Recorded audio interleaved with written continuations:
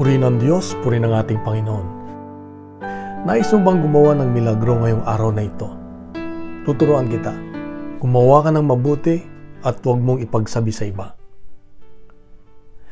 Malala kong isang kwento, mayroong isang matanda sa isang bayan na palaging maaga sa simbahan. Ang trabaho niya, tagalinis, tagawalis sa loob ng simbahan.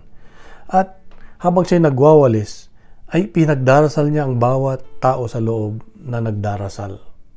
At minsan nakitaan siya na kakain na siya sa isang mangkok na daladala niya at nakita niya yung isang pulubi sa labas ng simbahan, ay ibinigay pa niya. Kaya tinanong siya, bakit niya ginawa to?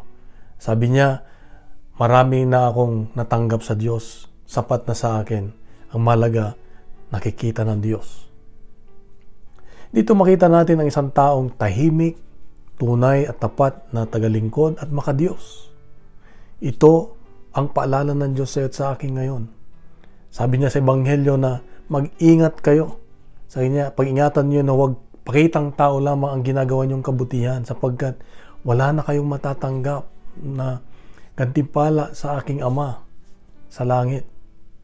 So, sabi nila, ang paggawa natin ng kabutihan, pag hindi natin ipinagkakalat sa iba, ay kitang-kita ng kalangitan ng lahat sa langit. Nakikita tayo.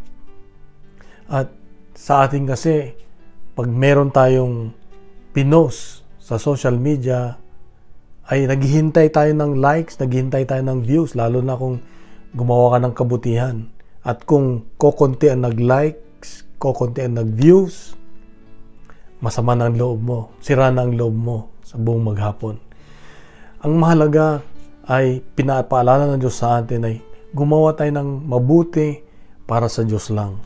At di na natin kailangang ipagkalat o di na natin hanapin ang papuri ng iba. Sapagkat ang mahalaga dito ay tinitignan ng Diyos ano yung relasyon natin sa Diyos. Yung bang nagdarasal ka kahit walang nakatingin. Nagdarasal ka, kayo lang ng Diyos. At pag gumagawa ka ng pag-aayuno o pagsisisi, ay hindi mo na kailangang ipakita sa iba sapagkat ang mahalaga dito ay meron kang magandang relasyon sa Diyos. Kapatid, napakagandang paalala ng Diyos muli sa atin ngayon na patuloy tayong gumawa ng mabuti pero wag nating ipagkalat. Dahil tinitignan ng Diyos kung paano natin ito ginagawa at sinasabuhay. Kung nagustuhan po natin ang ating reflection ngayon, ay bahagi natin sa social media, gawin nating viral ang salita ng Diyos. Araw-araw, punuin natin ng good news ang social media. Isang mapagpalang araw sa iyo at sa iyong mga mahal sa buhay. God bless. God is good.